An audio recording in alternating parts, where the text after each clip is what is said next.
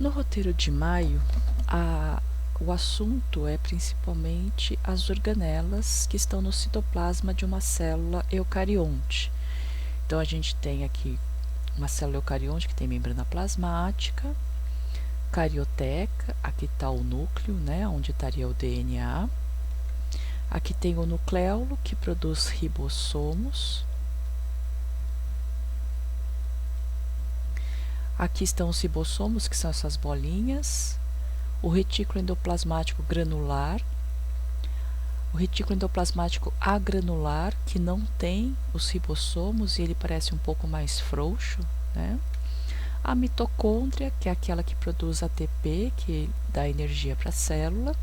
O complexo golgiense e aqui os lisossomos. Então, quando a gente estuda uma célula, a gente estuda uma célula que funciona bem.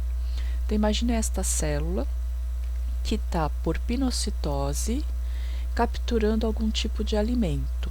Então, algumas gotas de substâncias. Essas gotas entram por um canal formado pela membrana, aí elas se acumulam dentro de um vacúolo chamado pinossomo. Para esse alimento ser digerido, é necessário a produção de enzimas digestivas. Então, o que a célula vai fazer? Os ribossomos que estão aqui, eles produzem essas enzimas.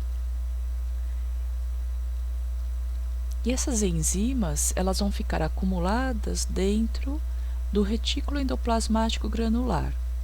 Então, os ribossomos vão produzindo e vão guardando aqui dentro. À medida que esses compartimentos vão se enchendo de enzimas, elas são transportadas para o retículo endoplasmático agranular. Algumas vezes elas sofrem transformações químicas, né? Elas vão amadurecendo. E aqui do retículo endoplasmático granular, elas são enviadas para o complexo golgiense. No complexo golgiense, as enzimas elas vão ficar aqui acumuladas nas extremidades. Quando essas extremidades elas ficam cheias, elas se soltam e vão formar essas vesículas, essas bolsas ou esses vacúolos cheios de enzimas digestivas. Esses vacúolos cheios de enzimas digestivas são os lisossomos. E aí o que vai acontecer? O lisossomo ele vai em direção àquela bolsa que tem alimento. E eles vão se fundir, como se fossem duas bolhas de sabão. Aí o que vai acontecer? O alimento e as enzimas vão se misturar. Então, aqui estão as enzimas e aqui está o alimento.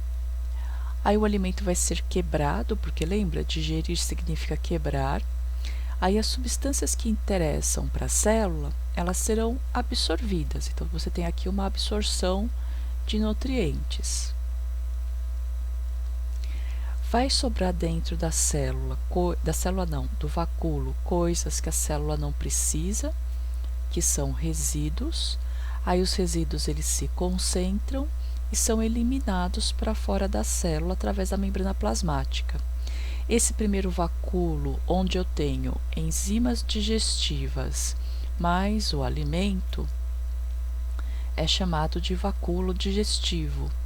Esse outro vacúolo aqui, que tem os resíduos, é chamado de vacúolo residual. E esse processo, né, de eliminação dos resíduos para fora da célula é chamada de exocitose. Citose vem de célula, exo para fora. Então, esta é uma situação onde os lisossomos funcionam bem.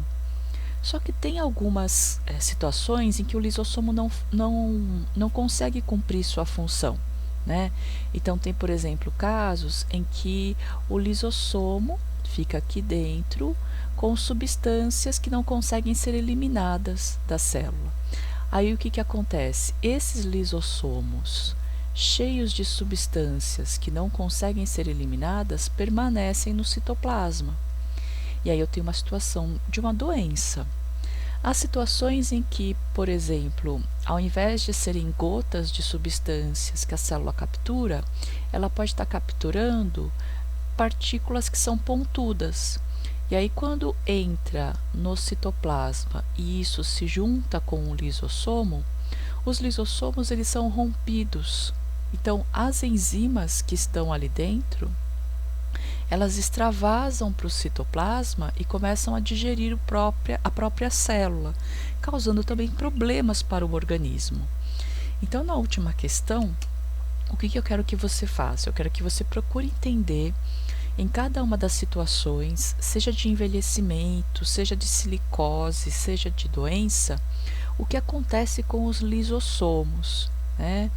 E veja, eu estou pensando na célula, não no órgão. Então não adianta você desenhar o pulmão nem o cérebro. Eu quero que você imagine para mim, né? Imagine e me mostre o que acontece com os lisossomos dentro dessas células e como é que se eu pudesse tirar uma foto, né? Como é que estaria essa célula doente, tá? Não esqueça de puxar setinhas e indicar os nomes. Então, por exemplo, aqui, né? Eu estou colocando que esta aqui é uma partícula de sílica, né? Então, você indica para mim o que você está representando para eu poder entender a sua compreensão. Se tiver dúvidas, não deixe me escrever. Um abraço.